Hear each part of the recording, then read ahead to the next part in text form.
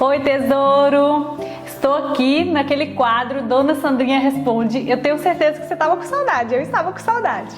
Eu fiz um post no meu aniversário e que rendeu muitas perguntas e eu estou aqui para responder sobre isso. O tema é divórcio, um monstro entre nós. Gente, é incrível como ainda tem muitas questões sobre o divórcio que é tabu no nosso meio, especialmente dentro da cultura evangélica. Então eu vou responder aqui algumas perguntas. Gostaria de trazer mais informação, mas foram casos que foi aberto para mim, então eu não tenho esse direito de compartilhar. Mas eu quero dizer que se você está passando por um processo de divórcio, se você conhece alguém que está enfrentando esse processo de divórcio, eu quero te dizer que você não está sozinha, tá? E ouça esse vídeo até o final, envia para uma pessoa que você conhece que também está passando por isso, e quero te dizer que é possível ter vida após o divórcio. É possível sobrevivermos ao divórcio. Eu estou aqui como uma sobrevivente e te digo que é possível. Uma das perguntas que eu mais recebi foi: o divórcio agrada a Deus? Essa bombou. E muitos relatos de pessoas nessa situação que estava quase consolidando o divórcio, passando por esse enfrentamento do divórcio, mas tinha a questão de lidar com essa pergunta: o divórcio agrada a Deus, Sandra? Como que eu faço? Divorcio ou não divorcio? Tesouro, o divórcio, o que a palavra de Deus diz a respeito do divórcio? A palavra de Deus diz a respeito do divórcio o seguinte: eu, o Senhor, odeio o divórcio. Essa é a verdade da palavra de Deus. Deus não planejou que o casal se divorciasse. Esse nunca foi o sonho de Deus. Por quê? Porque o sonho de Deus sempre foi a família, a matriz original. Esse é o propósito de Deus. A família, ela é uma representante legal aqui na Terra do mundo espiritual. A família é o representante legal de Deus Pai, e o Filho e o Espírito Santo. Esse simbolismo, né? O Espírito Santo, ele tem esse simbolismo do maternar, do cuidar, do acolher. O Filho e o Pai é a representação perfeita sobre família. Então Deus nunca planejou que a família se desfizesse. Deus nunca planejou o divórcio. Ao contrário, eu, o Senhor, odeio o divórcio. Então essa foi a primeira pergunta. Como que você prova isso, Sandra? Eu provo isso lá em Malaquias 2. Eu não quero acionar um modo pregação, mas eu preciso responder à luz do que a palavra diz, tá? Então, Malaquias 2, verso 16. Para entendermos de fato o 16, seria interessante ler todo o capítulo, ou se você não conseguir ler todo, começa a ler a partir do verso 10, Malaquias 2, verso 10. Porque o tema central aqui, apesar de Deus concluir com essa fala que ele odeia o divórcio, o tema central não é o divórcio. O tema central é a quebra da aliança. Por que Deus odeia o divórcio? Porque houve uma quebra de aliança lá atrás. A consequência é o divórcio. Então ele começa falando, até na minha Bíblia está aqui um subtítulo dizendo: advertência contra a infidelidade conjugal. Ele começa falando sobre a nação de Israel, como violaram a aliança, como eles deixaram o Senhor, e trouxeram isso, porque sempre vai trazendo, né, tesouro? É sempre assim. O 10 ele diz assim, ó: não temos nós todos o mesmo Pai? Não nos criou o mesmo Deus? Por que então seremos desleais? Esse é o tema central. Então aí ele vai discorrendo até chega no verso 16, que é o verso que eu quero abordar aqui. Porque o Senhor, o Deus de Israel, diz que odeia o divórcio, e também aquele que cobre de violência as suas roupas, diz o Senhor dos Exércitos. Portanto, tenham cuidado e não sejam infiéis. Então esse é o ponto central, esse é o assunto central. Por que Deus odeia o divórcio? Porque o divórcio é a consequência da infidelidade. Queridas, e aqui eu tô falando, queridas, porque eu quero trazer bem esse foco mesmo para as mulheres, a realidade das mulheres que estão vivendo um monstro que é o divórcio, né? Um monstro entre nós dentro dessa cultura evangélica. Não se sinta pressionada, não se sinta culpada, não se sinta repudiada por Deus quando o Senhor está falando isso, porque o assunto aqui é infidelidade. E as pessoas vão nos dar muitos conselhos. Mas se fosse eu faria assim, se fosse eu agiria desse jeito. Cada um sabe da sua realidade.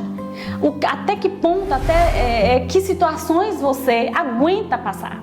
Eu recebi 2 relatos e não vou mencionar nomes, obviamente, e queria compartilhar com vocês. Um foi de uma pessoa que logo após que descobriu a infidelidade, ela já entrou com a ação de litígio pedindo divórcio, que foi, para mim, assim, bem impactante esse relato dela, né, testemunhando a situação. Ela falou que após o nascimento do primeiro filho, no puerpério, ela descobriu a traição do marido e ela não conseguiu lidar com aquilo e nem dar a ele uma nova oportunidade e já entrou logo com pedido de divórcio. Então, cada pessoa, por mais doloroso que seja descobrir uma traição, por mais doloroso que seja ouvir que essa pessoa que você escolheu para constituir a sua família não te ama mais, por mais doloroso que seja, cada um tem que avaliar o que dá conta de suportar pós-divórcio, tá? Não é nada fácil, queridas, de verdade. Manter uma estrutura do casamento não é fácil. Constituir uma família não é fácil. Ser esse representante legal de Deus aqui na terra não é fácil. Mas também passar por um processo de divórcio não é fácil. Então cada um tem que saber aquilo que aguenta viver na pele, aquilo que está pronto para pagar, né? Das suas escolhas, porque tudo na vida é assim. Para cada ação teremos uma reação. Um outro relato que eu recebi foi também a esposa descobriu a traição e nesse segundo caso ele chegou a falar para ela assim que as traições não foram, como é que eu digo, não foram, não é que não foi real, porque foi real, mas foi tudo no nível virtual, tá? Foi tudo de forma virtual a traição, houve até mas virtual também. E eles já tinham filhos assim maiores, as crianças já estavam maiores, uma de 10 e outra de 13. E eles juntos, mesmo o marido falando que não amava mais, que não queria manter essa família, que ele queria partir para uma outra aventura, com conversa, com ajuda, eles chegaram a um ponto de tentar mais uma vez, de dar uma segunda chance ao relacionamento, à família que eles estavam construindo ou que estavam se propondo a construir. E segundo o relato, deu a chance, levou aí mais alguns anos, mas até que o divórcio só se prolongou, a decisão do divórcio só se prolongou até que de fato houve a consumação, né, do divórcio. Então, eles tentaram. Num primeiro caso, ela não dava conta de tentar uma chance. No segundo caso, ela dava, eu aguento, eu vou passar por isso, nós vamos superar isso junto, vamos tentar novamente. Então, cada pessoa, cada realidade é uma realidade. É muito fácil, tesouro. Olha, eu trabalho no desenvolvimento humano. Então, é muito fácil eu chegar para você e falar, faz isso, faz aquilo. Não, mas se fosse eu agiria desse jeito. Se fosse, é fácil falarmos. Mas ninguém está na sua pele. Só você sabe aquilo que você vai enfrentar. Só você sabe a realidade que você está vivendo. O quão difícil é manter um relacionamento onde há quebra de aliança, onde não há mais confiança, onde tem esse fantasma. É como eu escrevi aqui, né? Um monstro entre nós. É doloroso demais viver com a desconfiança. e viver um relacionamento onde só um está se doando, onde só um está querendo crescer, onde só um está investindo, onde só um está tolerando. Tem muita coisa acontecendo dentro, literalmente, dessa cultura evangélica, onde está tendo um tolerar, esperando que uma das partes reconheça o valor do casamento, reconheça isso que Deus está falando aqui, que Ele odeia o divórcio, que a consequência, o divórcio só chega por conta da infidelidade, por conta da quebra da aliança, por conta de estar sendo desleais. Ah, Sandra, mas acontece que em Malaquias foi uma instrução para o Velho Testamento, foi lá, foi antes. Agora, né, com a graça, com Jesus, as coisas mudaram. E deixa eu lhe dizer, tesouro, não mudou não. Não mudou não. A gente quer amenizar, a gente quer um respaldo para isso, mas não mudou. E isso eu quero te convidar a abrir aí sua Bíblia ou ler depois Marcos 10. Olha o que Marcos 10... Novo Testamento, instrução de Jesus. Olha qual é a instrução que Jesus faz. Quando chegaram para ele, né, já abordando essa questão também do divórcio, até porque essa abordagem aqui para Jesus, as pessoas estavam questionando porque Moisés havia liberado o divórcio. Moisés tinha falado, ok, dá a carta e divorcia. O contexto aqui que Moisés liberou e deu esse aval, Moisés, o maior profeta, né, do Velho Testamento, quando Moisés deu seu aval de divórcio, foi por uma questão. Qual é a questão? Moisés falou, a situação que vocês estão vivendo, ao invés de você repudiar essa pessoa e trazer problema para si mesmo, é melhor que você divorcie. E dentro daqui, da configuração que era, o que representava o divórcio? Representava fazer uma carta e expor-se. Olha, eu estou devolvendo essa mulher, eu não quero mais esse relacionamento. É escrito, tesouro, é um documento. Eu não estou mais querendo esse relacionamento, eu não estou mais disposto a crescer e constituir família, então eu estou devolvendo essa mulher, inclusive o dote que com ela veio. Inclusive eu estou o quê? Pagando para que ela tenha como sobreviver e tenha liberdade para arrumar um outro marido. Essa era a estrutura da lei mosaica. Então Moisés, ele faz uma instrução muito lícita, muito bela até, eu diria. Porque essa mulher, ela não ia mais sofrer a violência do repúdio e ela está moralmente, socialmente e financeiramente abrigada pela lei. Entende? Então, quando eles chegam aqui de uma forma assim maliciosa, tentando pressionar Jesus, Jesus ele sabiamente responde. O que ele responde aqui? Marcos 10, a partir do verso 5, Jesus responde assim, que ele fala, mas Moisés deu carta de divórcio. Então Jesus responde, foi por causa da dureza do coração de vocês que Moisés deixou escrito este mandamento. Que dureza? Porque relacionar-se, ter uma sociedade com alguém, ter uma aliança de compromisso com alguém, diz respeito à fidelidade, diz respeito a honrar a sua palavra, né? Eu sei que todo mundo adora aquela hora dos votos ali no altar, né? E agora está sendo assim até de uma forma mais romântica. Mas antigamente era mais objetiva, né? Até o padre ou o pastor, ele lia e a pessoa repetia os votos, né? E falava, eu me comprometo te honrar, te respeitar, cuidar de você até que a morte nos separe. Esse compromisso, esse ato era tão importante e ainda é nos dias atuais que ele para ser validado como legal, ele precisa de testemunha. Não é só um acordo que eu estou tão apaixonada e faço esse acordo com a outra pessoa. Não, tesouro. É um ato legal, jurídico, tanto no mundo judicial quanto no mundo espiritual. Então, quando Jesus ele fala por causa da dureza, porque vocês foram desleais aos votos do matrimônio. Aquilo que você prometeu a quem? Normalmente, quando a gente vai ler os votos ou falar os votos, quem está ali assistindo, vendo aquele ato, aquela cerimônia acontecer como uma testemunha, presenciando aquilo ali, a gente até chega a se iludir achando que os votos são para outra pessoa, mas não são, tesouro.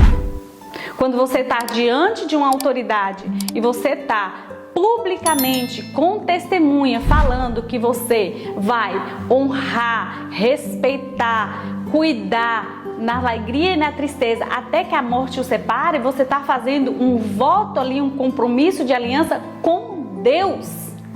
O casamento é uma aliança com Deus. Você está dizendo a Deus: eu me comprometo de honrar essa pessoa, eu me comprometo de respeitar essa pessoa, eu me comprometo de cuidar dessa pessoa, em qualquer circunstância, tanto na circunstância boa quanto nas circunstâncias ruins, tanto no momento de alegria quanto em momento de tristeza, tanto na saúde quanto na doença. Então, quando Jesus fala por causa da dureza, ele está mencionando isso. Sabe os seus votos? Você foi desleal? Você está sendo duro? Você não está tendo um coração sensível para se comprometer comigo? A dureza do nosso coração está levando ao ato do divórcio.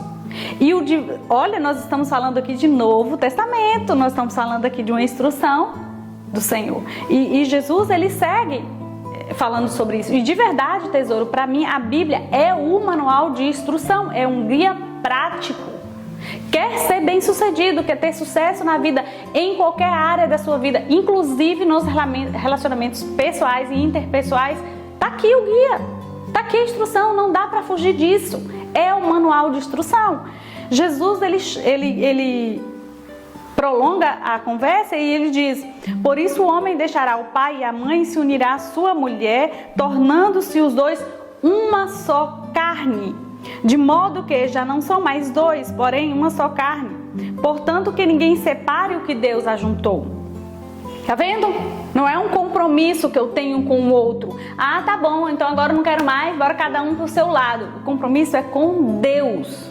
Foi Deus que ajuntou aquilo ali, foi Deus que testificou daquilo ali, e a minha promessa de aliança é com Deus. Aí em casa, os discípulos ficaram assim, meio atordoados com a bomba que Jesus colocou no colo deles.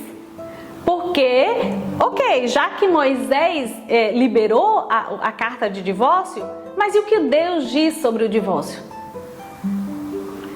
Se Moisés era um líder, um profeta, uau! Deus vai sempre ser rei e juiz. Sempre. Não importa.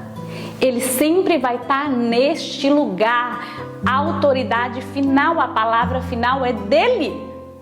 Então, obviamente que os discípulos ficaram atordoados. Por quê? Nós não temos saída. E Jesus falando: é isso mesmo. Pense bem. Pense bem naquilo que você vai entrar. Pense bem na aliança que você está dizendo que você fará. Porque é isso. É isso aqui. É uma aliança com Deus. Em casa, os discípulos voltaram a fazer perguntas sobre esse assunto. Que assunto? Divórcio. É engraçado, né? Por que não fizeram sobre casamento? Sobre relacionamento? Sobre como que eu chego a constituir de fato uma família que agrada a Deus, que seja um representante legal? Mas o assunto rendeu sobre o divórcio. E Jesus lhe disse: quem repudiar a sua mulher e casar com outra, comete adultério com ela.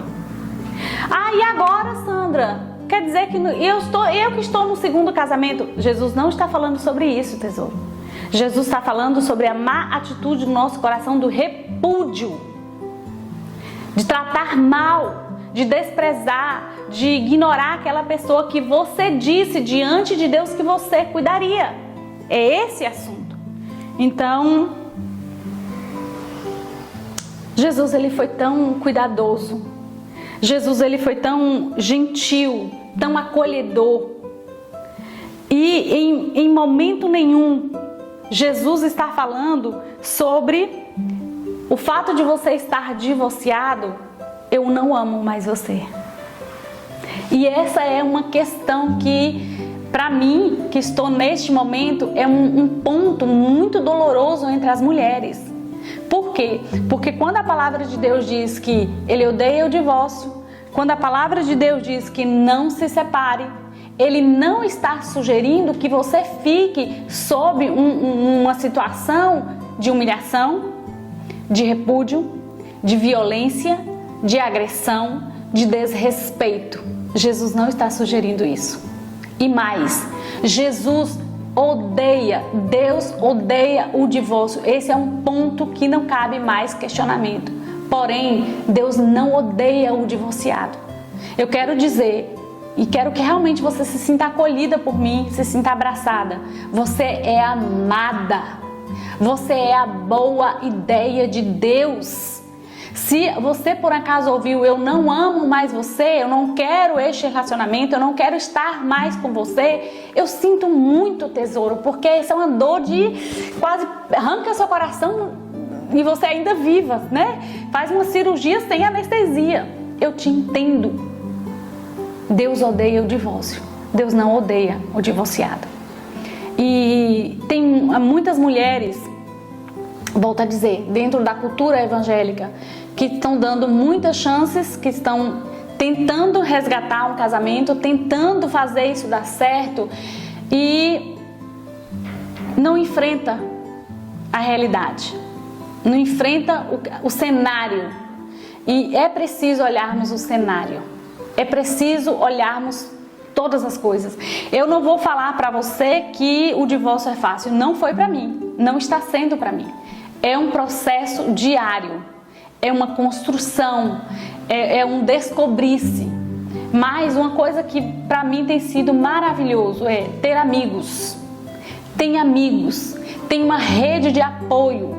Mas não é amigo que vai abraçar você e falar: agora bora cair na night, agora você vai namorar, agora você vai arrumar outra pessoa, é bola pra frente. Não é esse tipo de amigo, tesouro. É aquele amigo que vai te acolher, que vai te ouvir, que vai ser suporte emocional para você, vai ser suporte espiritual, principalmente vai ser suporte de falar a verdade, coisas que mesmo em dor a gente precisa ouvir, que vai ser suporte financeiro, porque também tem essa verdade. E se você está passando por esse processo de divórcio, uma outra dica que eu lhe dou é: proteja a sua família, especialmente se você tiver filhos.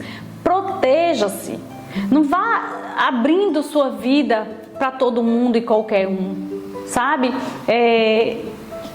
Aí volta a dica anterior, tem amigos, mas não é todos. Você vai, pronto, vai reunir 100 pessoas na sala e vou contar para todo mundo. Não, amigos chegados, amigos íntimos, que tenha essa compaixão, cria essa rede, essa estrutura de apoio.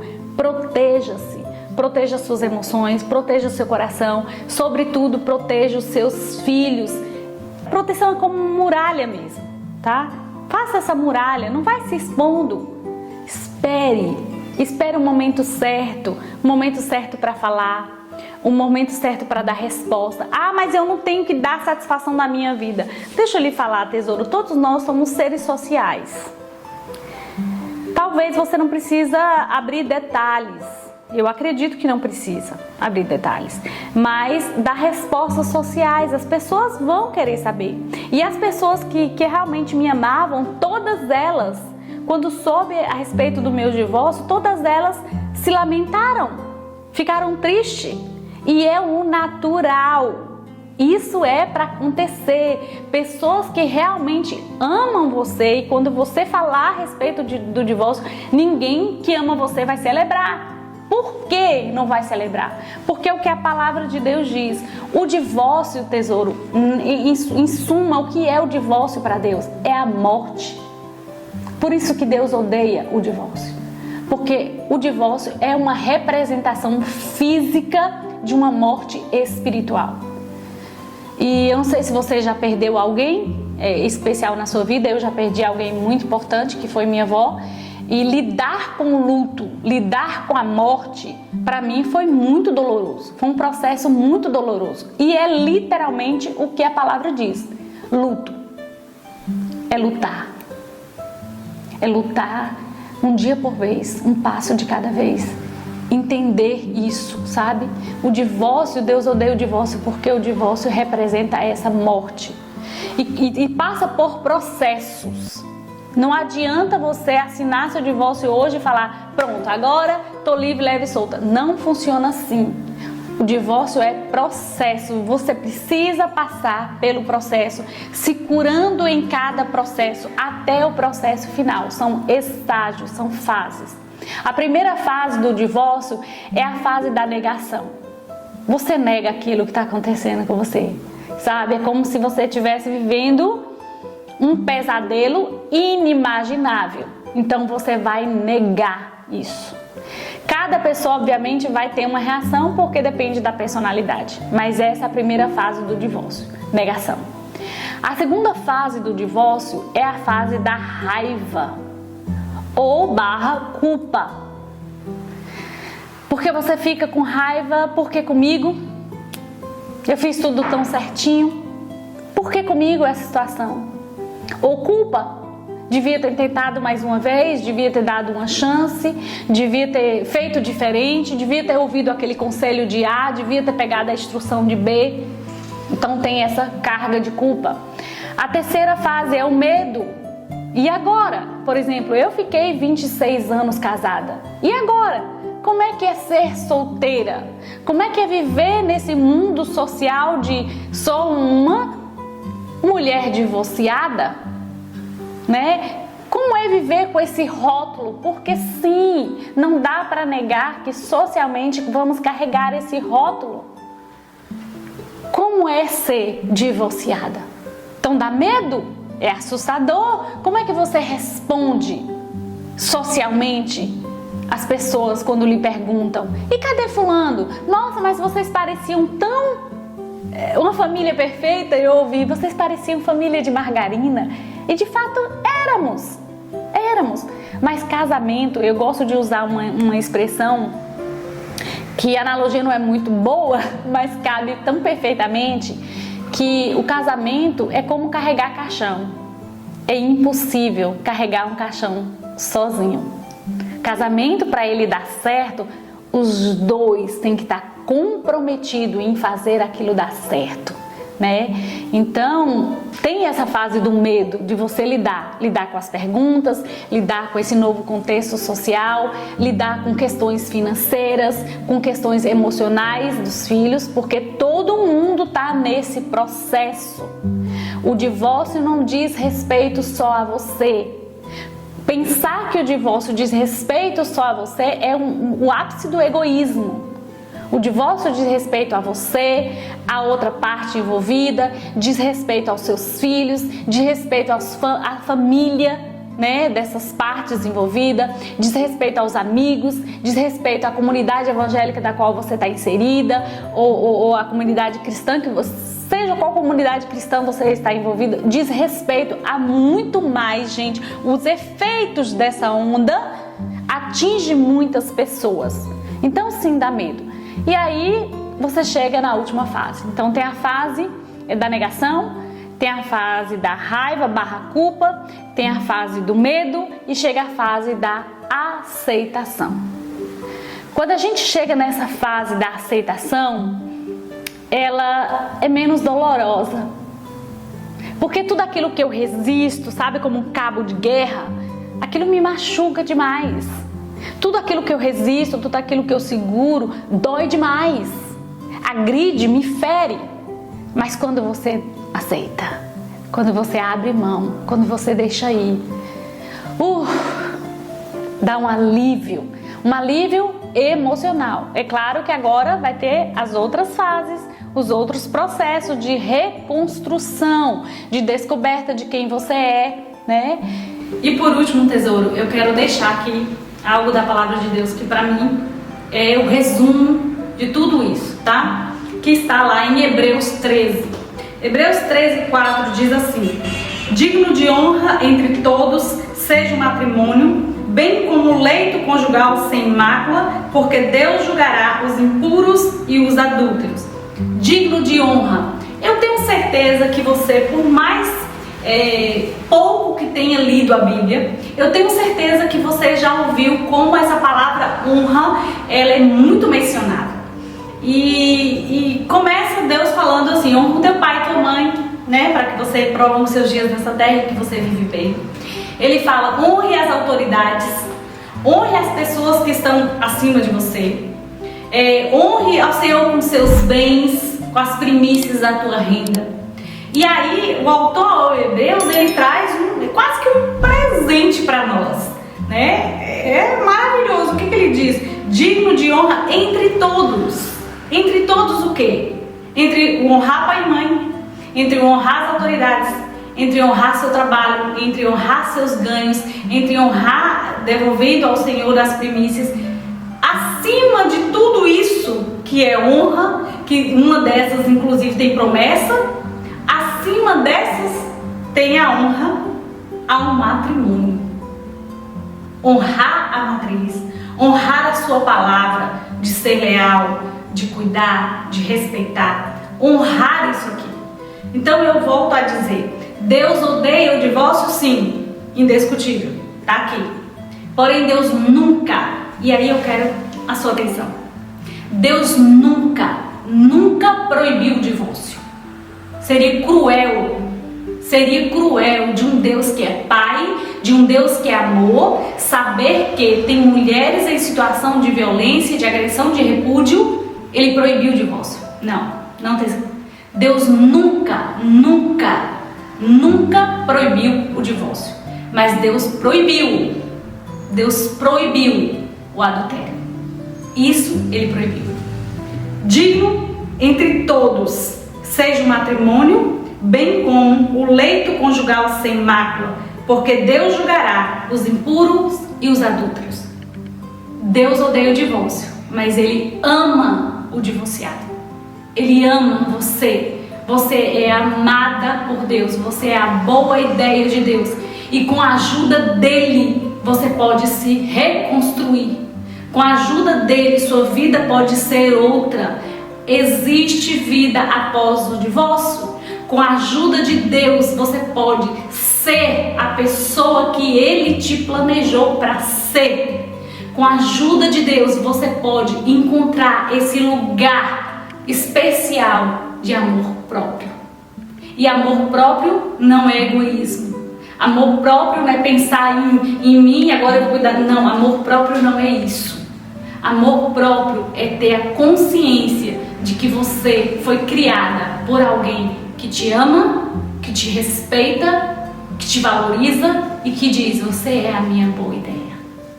Deus odeia o divórcio, mas Ele ama o divorciado. Eu espero do fundo do meu coração que esse vídeo tenha alcançado você, tem sido ajuda para você, tem sido uma bênção para você. E eu quero de verdade sugerir: não fique só nesse processo.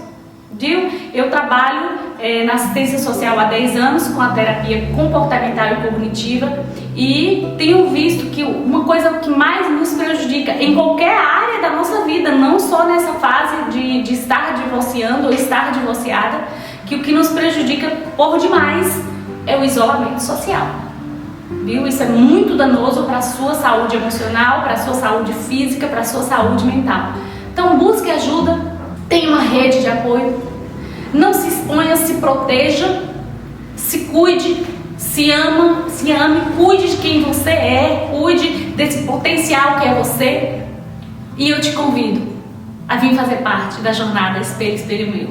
Uma jornada que mudou a minha percepção de quem eu sou, que me transformou na pessoa que eu estou conhecendo, estou gerando essa nova pessoa e que também tem transformado a vida de muitas mulheres. Eu te aguardo na jornada.